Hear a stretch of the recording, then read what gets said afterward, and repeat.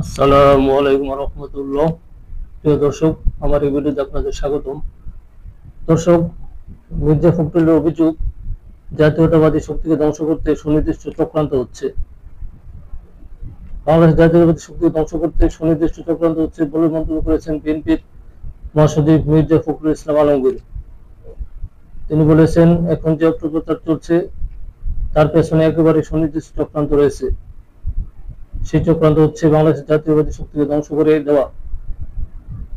সেই চক্রান্ত হচ্ছে যে নেতা তারেক রহমান যিনি উঠে আসছেন, যার একটা সম্ভাবনা দেখা দিয়েছে, তাকে নিশ্চিহ্ন করা, তাকে খারাপ জায়গায় ফেলে দেওয়ার চেষ্টা করা। আজ রোববার বিকেলে রাজধানী গুলশানে একটি হোটেলে বিএনপি ভারপ্রাপ্ত চেয়ারম্যান তারেক রহমানের লেখা একটি বইয়ের মোড়ক উন্মোচন অনুষ্ঠানে প্রধান অতিথি হিসেবে মির্জা ফখরুল ইসলাম আলমগীর বিএনপির বিরুদ্ধে সাইবার আক্রমণ হয়েছে এমন অভিযোগ করে অনুষ্ঠানে মির্জা ফখরুল বলেন, সাইবার অ্যাটাক হয়েছে আমাদের উপর চতুর্দিক থেকে, পরিকল্পিতভাবে বিএনপিকে হেয় প্রতিপন্ন করার জন্য, বিএনপিকে উড়িয়ে দেওয়ার জন্য, এবং সবচেয়ে মারাত্মক যেটা, ফর দ্য ফার্স্ট টাইম, প্রথমবারের মতো এবার আমাদের নেতা তারেক রহমানের সাহেবের উপরে আক্রমণ হয়েছে। আপনারা লক্ষ্য করেছেন নিশ্চয়ই, তার নাম ধরে তার কথা বলে তাকে বিভিন্নবার মেলাইন করে তার সম্পর্কে কথা বলেছে, যেটা খুব অ্যালার্মিং, বিপজ্জনক।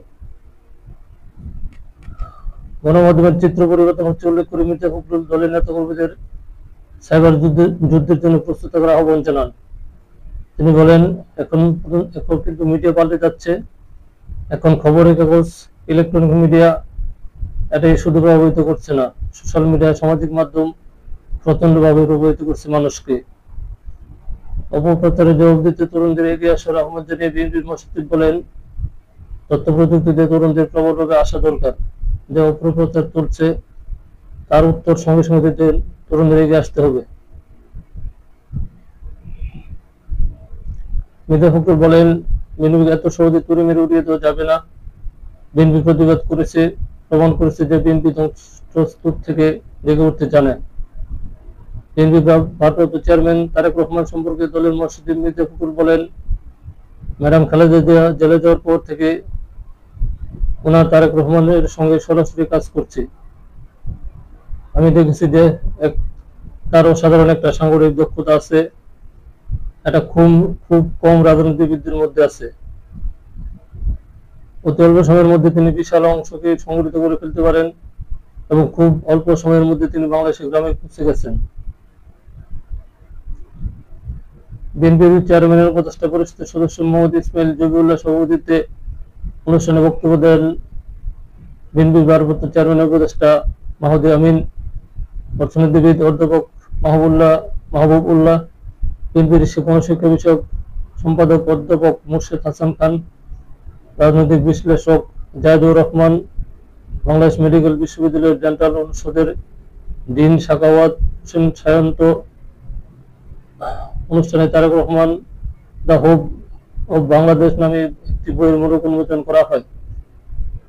বিএনপির পক্ষ থেকে বইটি প্রকাশ করেছে জেডম্যান প্রোডাকশন। এ বইয়ের সম্পাদক শহীদুল ইসলাম খান, নির্বাহী সম্পাদক আব্দুর রহমান নূর, সহ সম্পাদক রেজওয়ানুল হক, উপসম্পাদক মেহেদী আরজান। বইটি 330 পৃষ্ঠার। এ বইয়ের 11টি অধ্যায়ে তারেক রহমানের ব্যক্তিগত ও পারিবারিক জীবন, রাজনীতিতে অভিযাত্রার সূচনা লগ্ন, বিএনপির যুগ্ম মহাসচিব হিসেবে দায়িত্ব গ্রহণ, বিএনপিকে তৃণমূল পর্যায় থেকে চাঙ্গা করার উদ্যোগ, ষড়যন্ত্রমূলক গ্রেপ্তার ও পরবর্তী ঘটনাপ্রবাহ, ভারপ্রাপ্ত চেয়ারম্যান হিসেবে তারেক রহমানের দায়িত্ব গ্রহণ, দেশ গঠনের রূপরেখা প্রণয়নে তার ভূমিকা সহ বিভিন্ন বিষয় তুলে ধরা হয়েছে। দর্শক, ভালো থাকবেন। আল্লাহ হাফেজ।